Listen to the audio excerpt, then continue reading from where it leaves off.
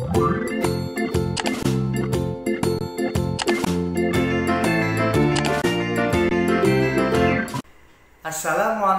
warahmatullahi wabarakatuh. Bertemu kembali dengan Pak Hilmi. Alhamdulillahirrabbilalamin. Semoga hari ini kita selalu dalam keadaan sehat walafiat ya. Dan tentunya anak-anak di rumah juga tetap semangat belajar meskipun dari rumah. Baik anak-anak, sebelum kita mulai pembelajaran pada hari ini, mari sama-sama kita angkat kedua tangannya. Kita memulai dengan berdoa sebelum belajar. Bismillahirrahmanirrahim. Raditu billahi rabba wa bil islami dina wa bi Muhammadin nabiyya wa rasula. Rabbi zidni ilman warzuqni fahman. Amin ya rabbal alamin. Dan Bapak selalu mengingatkan untuk selalu mentaati tata tertib belajar secara online. Tentunya tetap mengenakan seragam sekolah meskipun belajarnya dari rumah. Yang kedua, menyiapkan alat tulis. Namun pada hari ini alat tulis yang kita butuhkan hanyalah tab ya, karena materinya terdapat di sana. Oke. Yang ketiga adalah belajar di ruangan yang nyaman ya, di ruangan yang mana ruangan itu bisa membuat Ananda termotivasi dan selalu semangat untuk belajar. Baik Ananda, untuk pelajaran IPS pada hari ini kita akan membuka Pesona Edu pada tema 6 halaman 86. Kita akan belajar bagaimana keadaan alam dan bagaimana macam-macam sumber daya alam. Adapun cara untuk menyelesaikan soal interaktif tentang SDA tersebut, Ananda simak video penjelasan Bapak terlebih dahulu ya. Check it out. Baik Ananda, kita buka buku tematik yang ada di Pesona Edu, tematik 4.6. Kemudian halamannya adalah halaman 86 tentang kegunaan sumber daya alam ya. Di sini kita mengamati bahwa di sekitar lingkungan kita pastinya banyak sekali sumber daya alam. Sumber daya alam adalah segala sesuatu dari alam yang dapat dimanfaatkan untuk memenuhi kebutuhan manusia. Contoh sumber daya alam adalah air, tanah, udara, sinar matahari, hewan, dan tumbuhan. Sumber daya alam juga dapat berupa sungai, danau, laut, gunung, hutan, dan persawahan. Tentunya dari sumber daya alam yang tadi kita sebutkan pastinya memiliki banyak manfaat. Maka dari itu, mari kita klik gambar tangan yang ada di dalam kotak berwarna biru.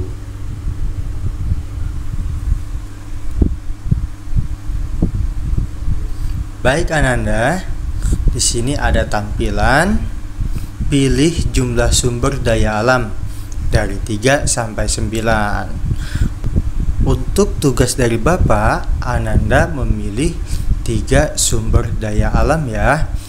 Nah, kalau misalkan Ananda mau 4, 5 atau sampai 9 juga silahkan. Tapi nanti tugas yang dikumpulkan cukup memilih 3 sumber daya alam. Kemudian kita klik main. Nah, sudah tampil nih seperti ini. Oke. Di sini ada sumber daya alam cahaya matahari, kemudian ada sumber daya alam gas alam, kemudian ada sumber daya alam jagung. Nah, jadi ada 3 ya, karena tadi kita memilihnya 3 sumber daya alam. Baik Ananda, kita mulai dari yang paling atas ya, yaitu sumber daya alam cahaya matahari. Nah, yang perlu Ananda ketahui, di sini juga terdapat pilihan-pilihan ya. Nih yang ada di bawah. Nah, ini pilihan-pilihan yang nanti akan kita sesuaikan. Bagaimana caranya? Maka kita klik tanda tanya di sini, kita minta petunjuknya ya. Pilih sumber daya alam untuk dikerjakan. Udah ya, udah kita pilih tadi. Yang kedua, geser kegunaan ke layar untuk melengkapi diagramnya. Jadi ini yang disebut dengan diagram tanda panah itu ya. Yang ketiga, tekan tombol cek untuk memeriksa jawabanmu. Nanti kalau udah lengkap, semua diagram itu udah dijawab, udah diisi, maka nanti bisa cek. Jika nanti terdapat simbol checklist, maka jawabannya betul. Dan jika terdapat simbol silang, maka jawabannya perlu diperbaiki lagi.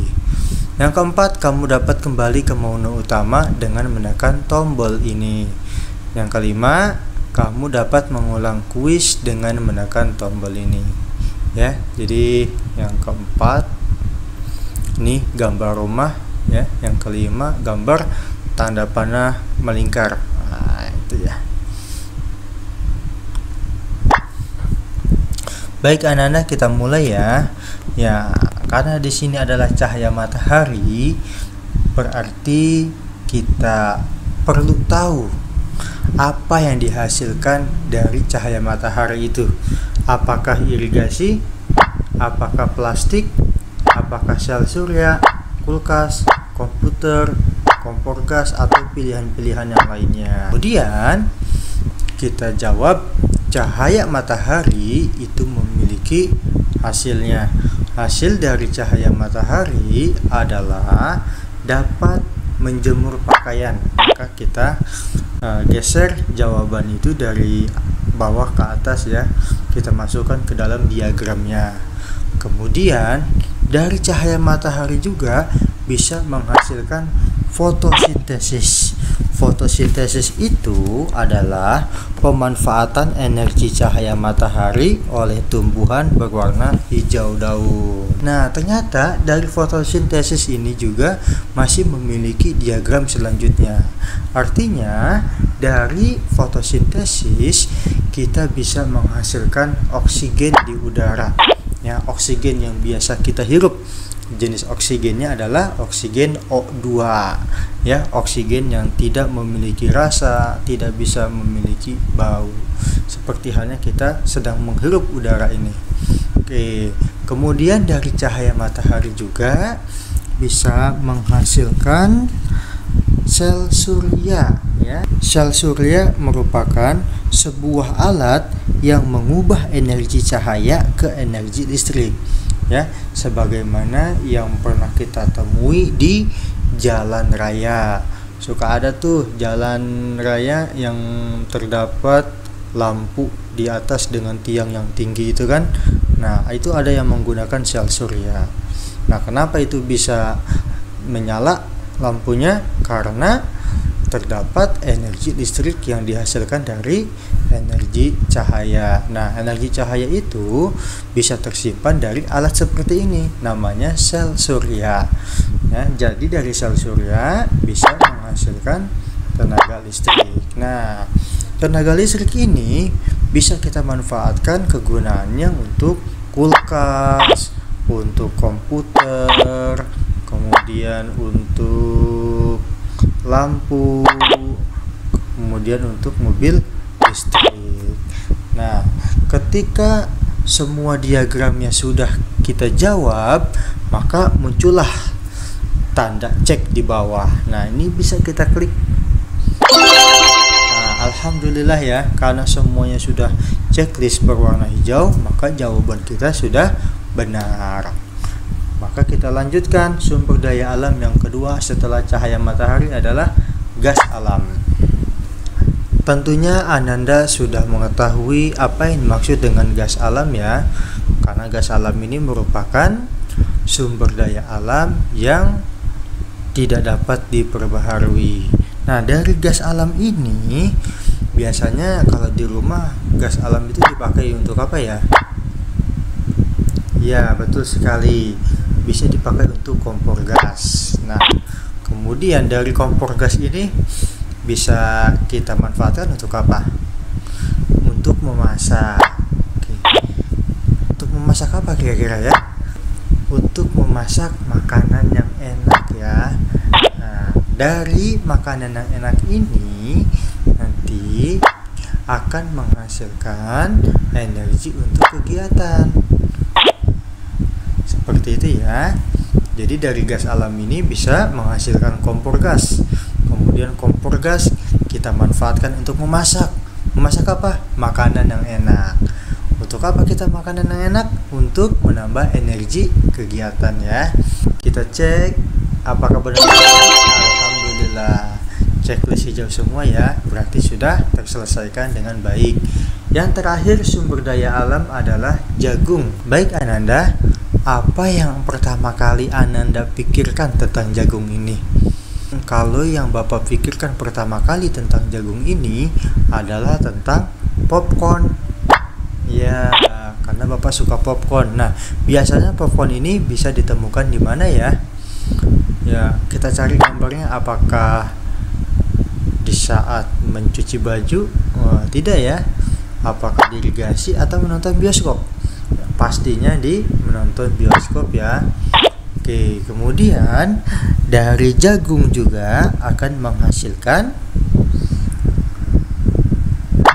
apa ya? Di sini apakah ada? Ya, jagung itu bisa menghasilkan sebagai makanan. Nah, dari sebagai makanan ini ketika kita sudah memakan jagung nih, apa yang akan dihasilkan? Maka akan menghasilkan energi untuk kegiatan. Energi kita terisi untuk lebih semangat lagi melakukan aktivitas yang lain. Yang terakhir adalah jagung bisa menghasilkan sumber biomasa. Sumber biomasa itu apa ya? Sumber biomasa itu artinya bahan organik yang dihasilkan melalui fotosintesis, baik berupa buangan maupun produk. Misalnya tanaman, rumput, pohon, limbah hutan ya. Kemudian ada kotoran ternak. Nah, itu termasuk biomasa. Nah, dari biomasa ini akan menghasilkan bahan bakar.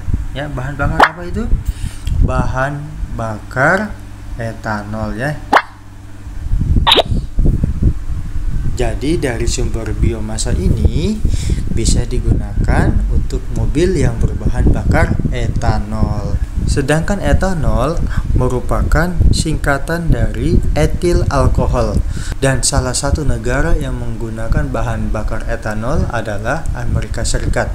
Hampir 88% mereka menggunakan bahan bakar etanol. Oke. Semuanya sudah kita isi ya. Lanjut kita cek. Alhamdulillah.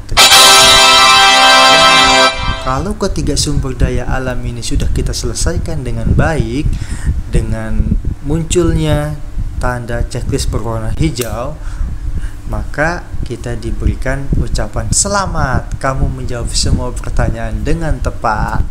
Nah, jika Anda penasaran ingin bermain lagi, silahkan klik main lagi.